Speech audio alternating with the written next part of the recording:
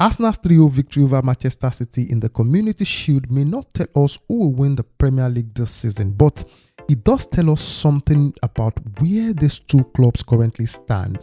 And that is why I think there is much more to this result than the scoreline suggests. If you watch the game purely as a preseason curtain raiser, you could easily dismiss it as another August match that will be forgotten once the league table starts to take shape. But if you watch the way Arsenal played and the way Manchester City struggled to respond and the difference in how settled these two teams looked, there were some genuinely interesting signs about what we might be watching over the next 9 months. Now, Arsenal were not simply better because they scored 3 goals. They looked more prepared for the demands of the game, more comfortable with their structure, and perhaps most importantly, more confident in what they wanted to do when they had the ball and when they lost it.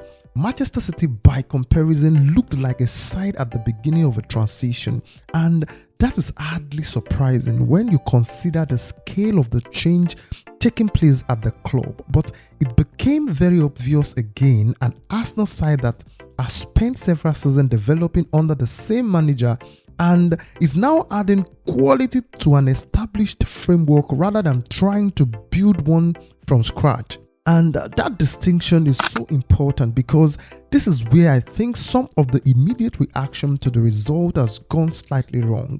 The interesting question is not whether Arsenal are suddenly better than Manchester City because they actually won Manchester City 3-0. They are not going to establish that from one match actually, because anyone claiming that has probably allowed the emotions of the results to get ahead of the analysis. And the most useful question is whether Arsenal have built a squad and a style of play that can now consistently put them in a position to take advantage of the changes happening at Manchester City. And after watching this game, I personally think there is a very strong argument that they have. You see, the opening goal told us quite a lot. Arsenal had barely given City an opportunity to settle before Ricardo Calafiori finished inside the first minute. But what mattered wasn't simply the speed of the goal. It was what Arsenal did afterwards, because Arsenal did not retreat into a defensive shape and spend the next 89 minutes protecting an early advantage. They continued to play with the same aggression. The same push. They continued to push Manchester City backwards and they continued to look for the next opening. And that is a small distinction, but it is an important one because Arsenal have sometimes been criticized for becoming only cautious in the biggest matches. You see, particularly when they have something to protect. And this time around, there was so much more intent with the way Arsenal played, and that was probably the most encouraging aspect of the performance from an Arsenal perspective. And the team looked so comfortable playing on the front foot against Manchester City, which is not something you can take for granted simply because Arsenal have improved over the last few seasons.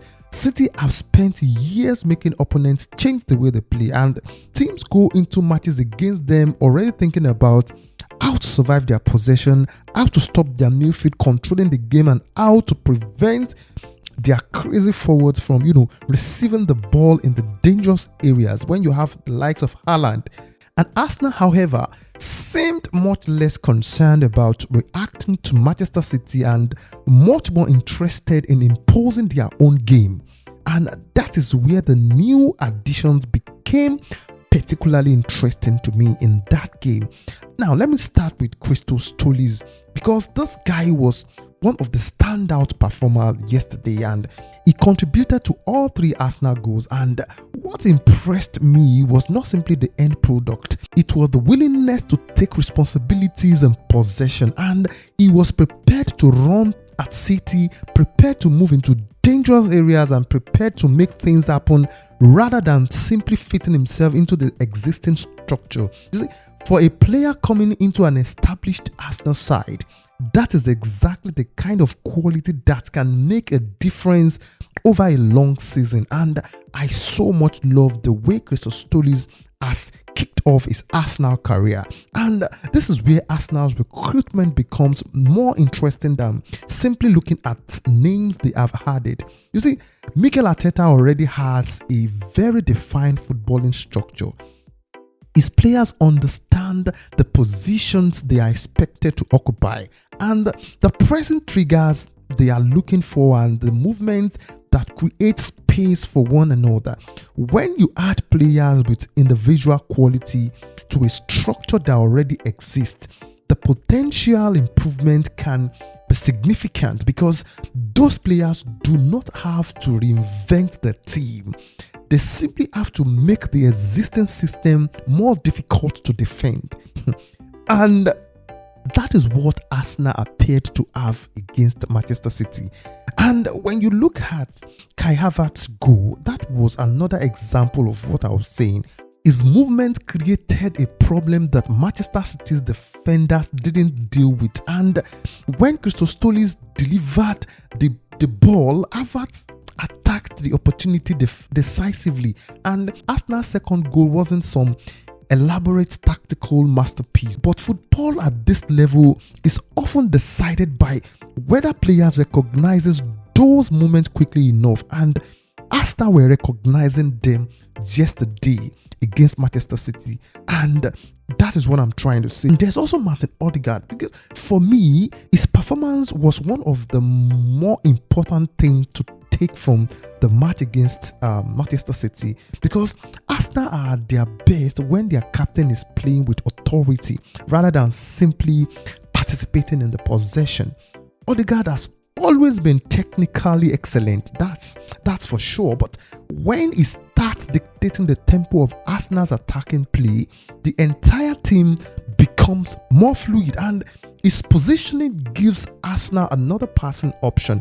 His combinations with the players around him create overload, and his movement forces defenders to constantly make decisions about whether to follow him or protect the space behind him. When we fast forward to the third goal was therefore more than just another goal on the score sheet. It was the natural conclusion to an Arsenal performance in which they had gradually taken control of the match. And then you look at the players who were still available to come off the bench, man. Oh my God. And that is where I think Arsenal fans have perhaps the biggest reason for optimism, to be honest, because Bukayo Saka was not needed to carry the attacking burden. Declan Rice was actually available. Victor Gyökeres was available. See, Arsenal had further options sitting on the bench while already controlling Manchester City. I mean, a whole Manchester City. And that does not guarantee anything over the course of a Premier League season. It does demonstrate how different the squad looks compared with the Arsenal team that came close to winning the title in previous seasons. And the biggest difference may not be that Arsenal have suddenly discovered a new way of playing. Actually, it may simply be that they now have enough quality to maintain the same level when injuries or suspension, fatigue, and fixture congestion begin to test them. And that is exactly where the result becomes relevant to the Premier League. Because if Arsenal can maintain this level while rotating the squad, then they are no longer simply a very good first 11.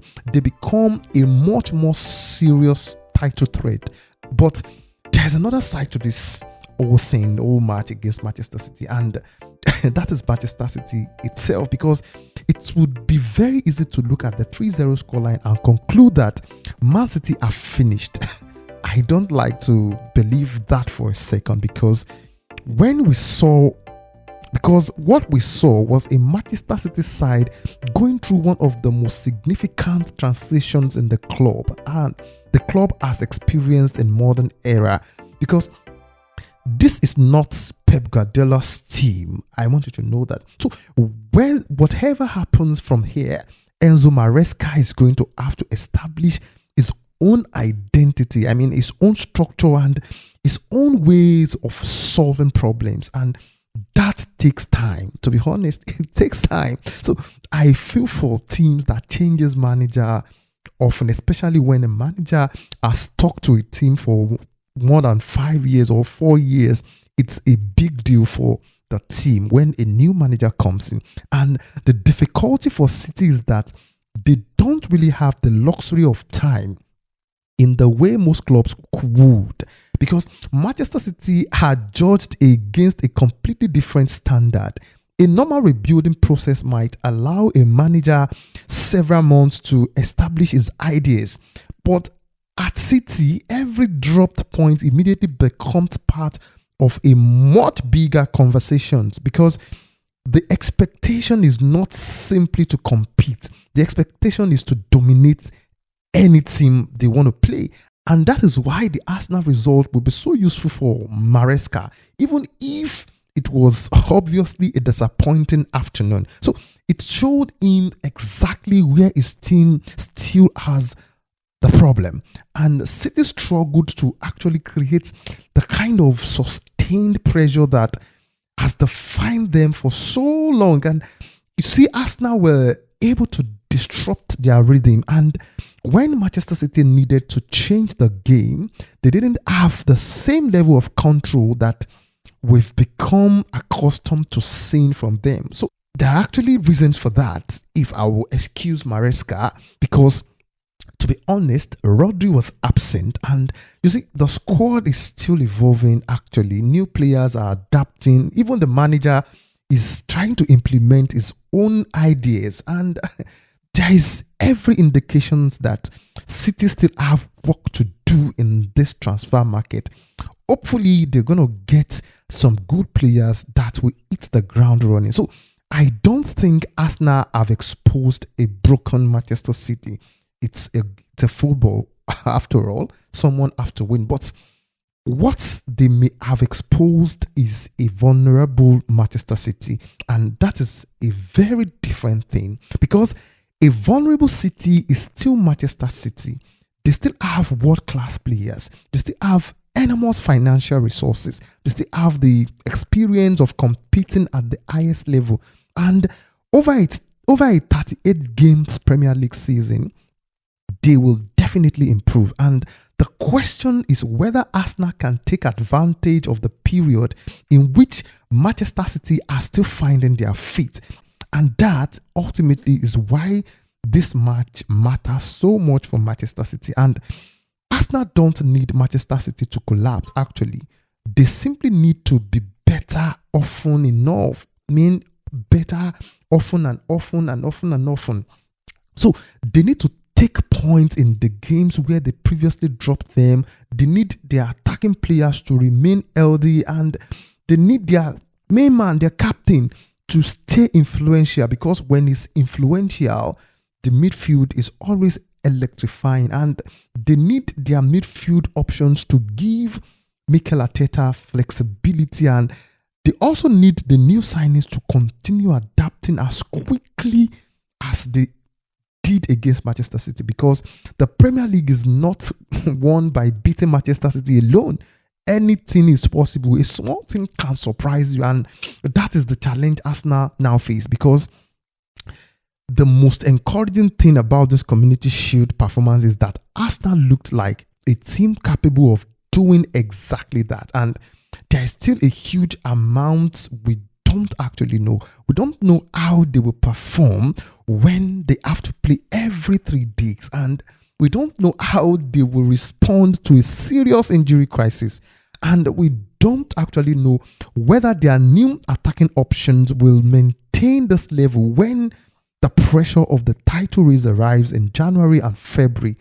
And we also don't know whether Manchester City will actually look completely different by October. So those questions actually remain unanswered. If you have answer, please drop in the comment section. Let's interact if you have answers to those questions, because what we don't know is that Arsenal have started this season looking significantly deeper, and more mature, more confident than the side that has spent the last few years trying to close the gap. And maybe that is the real significance of 3-0 victory. And it isn't that Arsenal have proven they are better than Manchester City, like I said. It is that they have shown that they no longer need to fear Manchester City, and that is on a period. Arsenal now have the audacity to face Manchester City without fear, unlike before. So there is a psychological difference between believing you can challenge the best team in the league and actually playing against them as though you expect to win. You don't understand what I'm trying to say. You see, Arsenal looked like the latter. And if that mentality survives beyond August, if the squad continues to develop, and if Mikel Arteta can keep this group healthy and balanced, and Manchester City may have a much bigger problem on their hands than one defeat in the Community Shield we just witnessed yesterday. And they may have a genuine rival who is finally ready to stop chasing them and start putting a very big pressure on them right now. And that is what makes this result worth talking about on a Monday morning like this. So not because the Premier League has already decided, not because the Premier League has already been decided. No, it hasn't. But because the balance of the rivalry may be the beginning of the change. For the first time, the question may no longer be whether Arsenal can catch Manchester City. The real question will be maybe whether Manchester City can keep Arsenal behind them. And that is the conversation for this new season. And I don't know if what I've said have resonated with you. I want you to drop your like, your comment in the comment section. Let's interact. Don't forget to like this video, share this video, and please guys, give me a follow, and I will see you on the next one.